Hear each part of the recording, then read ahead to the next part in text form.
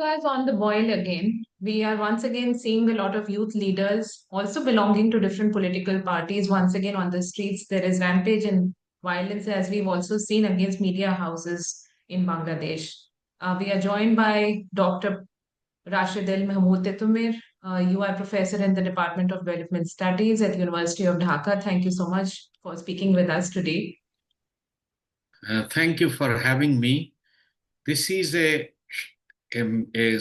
we are in transition, and the transition fluidity has sparked certain unexpected events, and every well-meaning citizens should condemn the attack on the media, and in particular the attack that has happened on the president of the editors council, Mr. Nurul Kobir.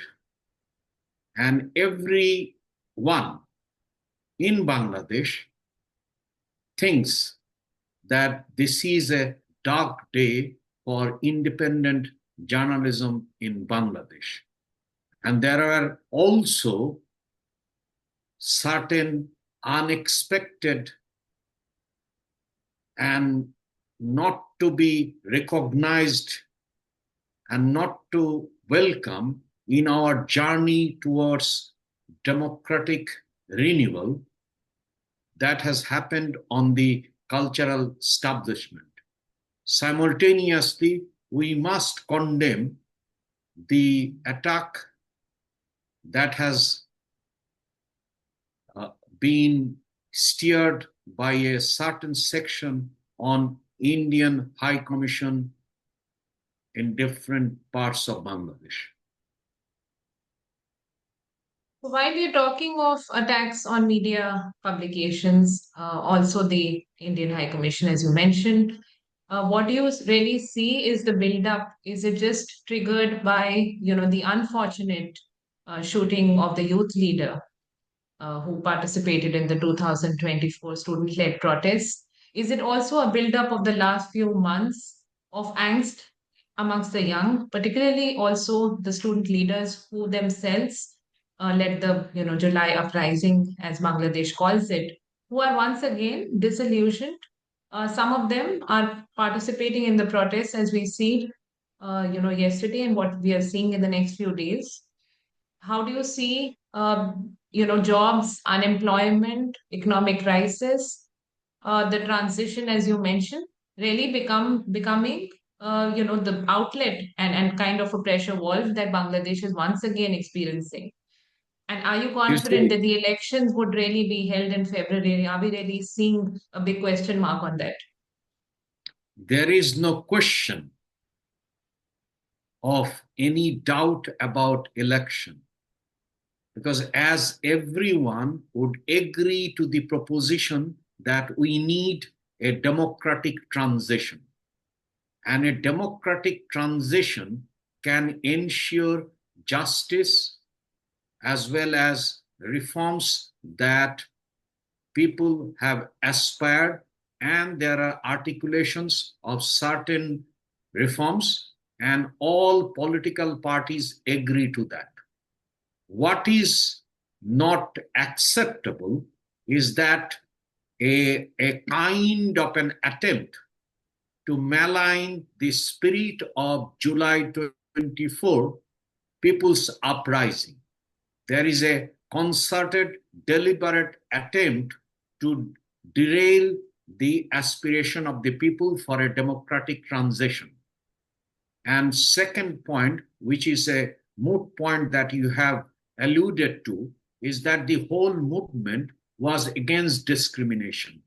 The energy of the youth was there because they want to see a prosperous, peaceful, democratic, discrimination-free Bangladesh, which means that we need an economic transition. We have seen how the previous regime, the deposed regime, has left the country in an economic quagmire where we are now witnessing the fallout of the regime in terms of poverty, in terms of joblessness, in terms of indiscipline in banking sector, in terms of our growth being decelerated.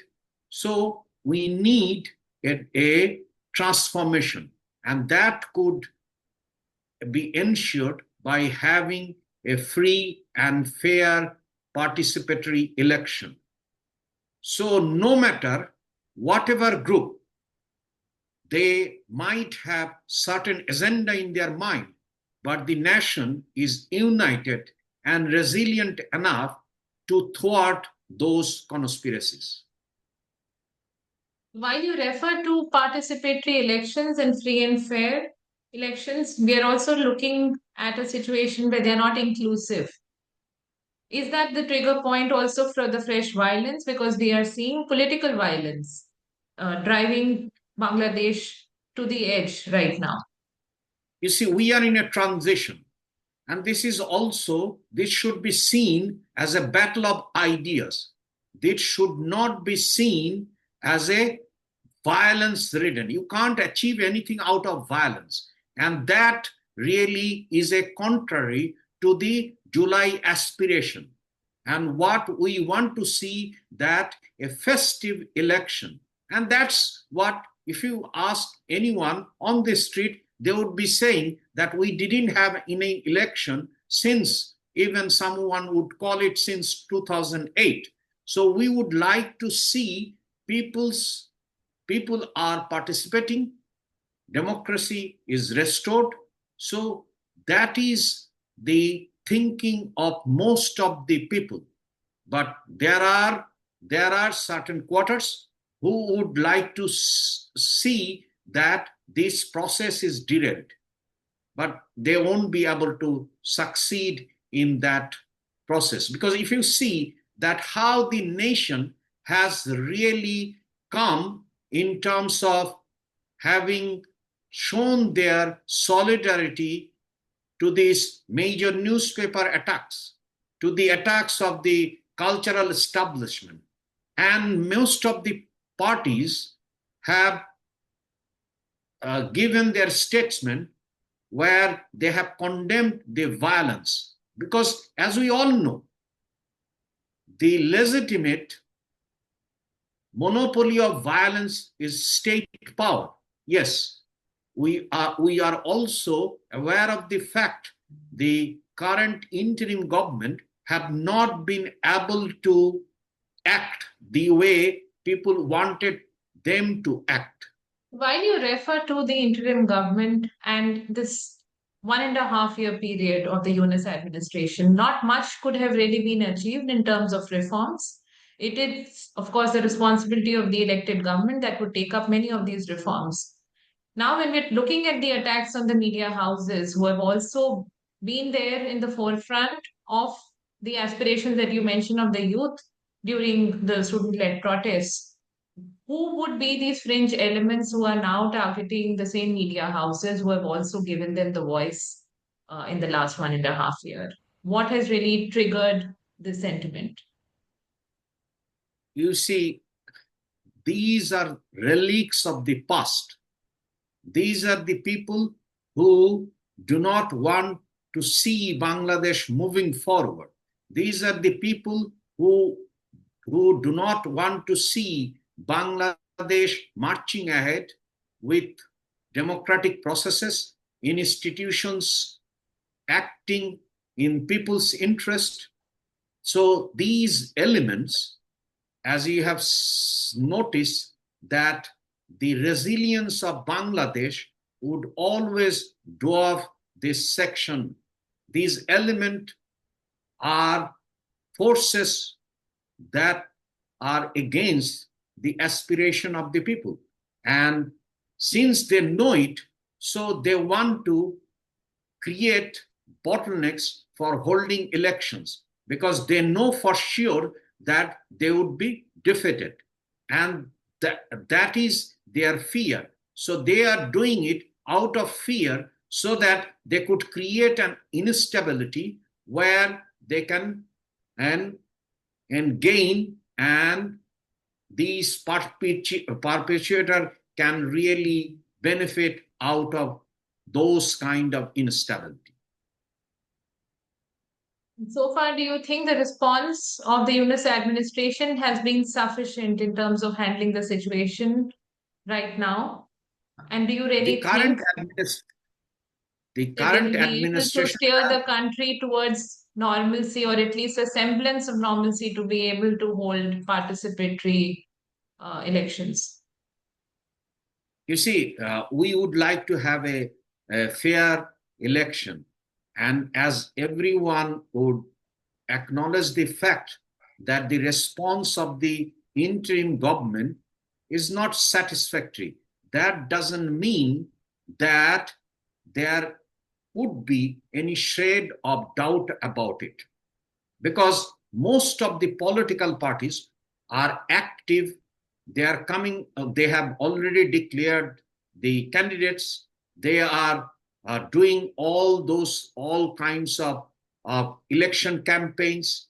And given this sudden incident that took place, and there is a martyrdom of Mr. Hadi, who has played a leading role, and that leading light talks about that we must really move towards a transition, and that transition would happen through election.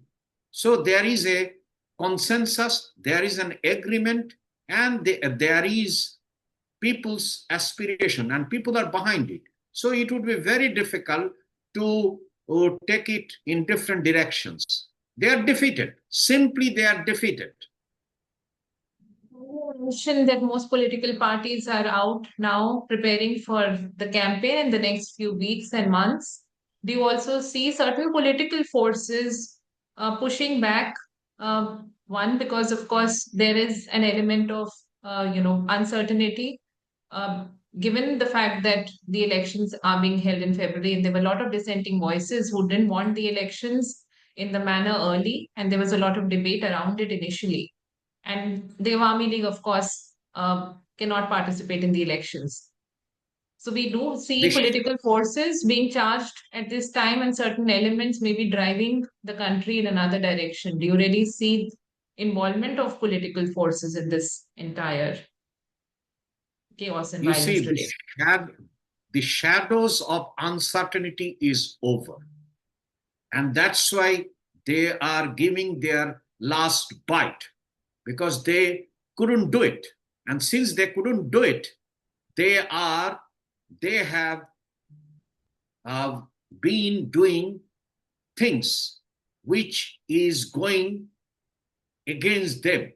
And that is the victory of ordinary citizens. Because ordinary citizens want to see that they don't want to be mired in prolonged inflation. They want to see that their real wages going up. They want to see that there are employment creation. They want to see that these graduate unemployed are not in anxiety for work. They want to see that they are getting jobs. So there is a disconnect with the most of the people, because people want to see there is a transition, while these people want to benefit out of conspiracy, out of things which is not taking Bangladesh forward. Rather, this has, and everyone is saying that this is a black day for journalism. We have seen attack on or storming the building. What kind of society that we want to see? And that's clear, loud and clear. So that is why, and the newspapers have come up with in unison saying they would never bow to this kind of violence. They would like to maintain independent journalism. They want to preserve the freedom of expression. They want to see that there are freedom of assembly, and there is nobody would deny to have a right to protest. But what nobody would accept that you have right to violence. And that's something the whole society, there is a whole of society consensus on saying no to violence. And that's the resilience of Bangladesh. And if you really look at there is already a kind of a energy within the political parties. And you have seen that the BNP's acting chairman would return on 25th December. So that also marks a different kind of a kind of a boost to the whole election process. And the interim government, particularly its chief, Professor Yunus, is saying that we would like to have a election with participation of people, a festive election where everyone can make their choices.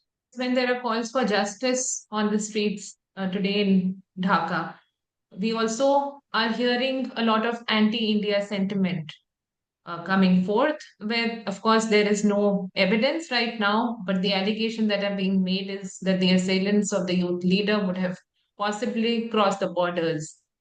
These remain in the realm of speculation with no hard evidence right now shared by the interim government with the Indian side. How do you see India's response at this time, and how do you see the relationship really playing out? Because that would play an important role when Bangladesh goes to elections in terms of ensuring stability and coming together of both nations at some time. I would like to make 3 points. Setting aside misinformation and disinformation, every well-meaning citizen of Bangladesh and India would like to see that there is a democratic neighborhood in South Asia. So given that, they would also would say that there are certain missteps and there are certain things that requires re-understanding, reconsideration, and that requires a kind of being generous enough to acknowledge that there are certain things that went wrong. So an admission of certain wrong policies. And I am sure that India would agree that to the fact that it has taken certain steps which has not benefited the Bangladesh-India relationship. So they would learn from the past and they would be interested in having a relationship that mutually respect each other. Everyone respects the sovereignty. Everyone respects the trust. Everyone respects that there is a mutuality of interest. That's my first point. The second point that we must look at is that there are due process of law. And as we have noticed that the Bangladesh government has requested extradition of the deposed regime because there is a court verdict, and the government of India should really consider that in the spirit of mutual respect, and the government of India should make sure that none of its official organs provides or speaks in a manner that could further de-escalate, escalate any tension. Rather, it should calm the atmosphere. So India must really adhere to the extradition treaty, and that's what people want. And there is obviously anger that the activities that has been generated out of India has created certain tension. And there are press reports that demonstrate that these kind of inciting violence has been because of the provocations made by the political leaders who has taken refuge in India. So this has to be addressed, and the wishes of the people uh, given through the government of Bangladesh has to be respected in order to have friendly relationship between Bangladesh and India. The third point, which is very important point, which is that yes, there are politics. There are issues between these two countries, from border killing to sharing of water to the unequal relationship. What is most important, and that has to be asked by India by itself, that yes, it talks about neighborhood policy, but why there has been problem in the Indian neighborhood? And that has to be understood not in terms of having another blame game, or not in terms of interfering in other countries, or not in terms of justifying a particular government. Because we have seen how the Indian foreign secretary or certain official statesmen has really caused stir in terms of election that hold earlier. So it is quite important that India takes step. Indian establishment particularly has to understand that in order to strengthen peoples to people relations, the government must act, the government must really respect the wishes of the citizens of Bangladesh. So my last question to you is, while you're talking of the demands that Bangladeshi people really have and expectations from India, there is also a concern about the rise of the extremist sentiment. How do you really see it there in Dhaka? Do you see concerns in the last few months really increasing about the kind of activities and the kind of statements also being made by a certain section in Bangladesh? And what really needs to be done to contain a rise in extremist statements? We have seen there are efforts, particularly from Bangladesh side. Mr. Yunus wanted to meet PM Mr. Narendra Modi, and that meeting took place. But there are also certain provocations coming from at the level of ministers of India. So we know about this, and there are concerted efforts in terms of misinformation and disinformation.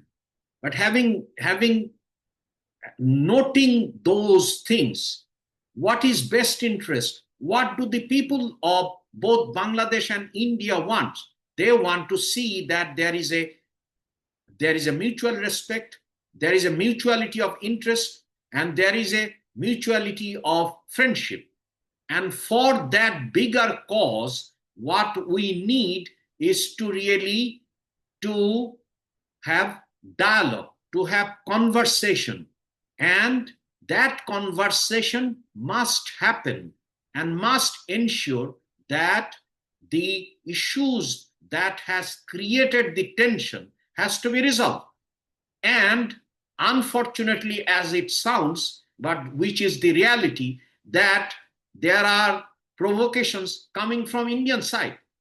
So what we need is really conversation, dialogue, people to people relationship. Because at the end of the day, we would like to see that our youth, be it India or be it in Bangladesh, are getting their jobs.